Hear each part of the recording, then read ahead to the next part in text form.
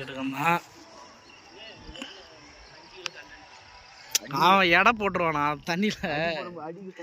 தண்ணி அடிக்கும் போதே தெரியும் அவனுக்கு 5 கிலோவா 10 கிலோவா இல்லடா டேய் புழு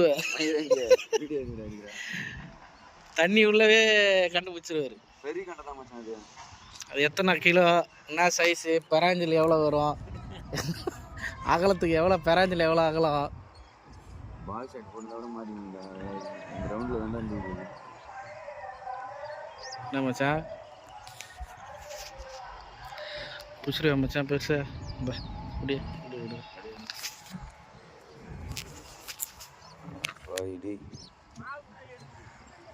என்ன ஏறானா அதை எடுத்துன்னு வருவாரு. நடுவா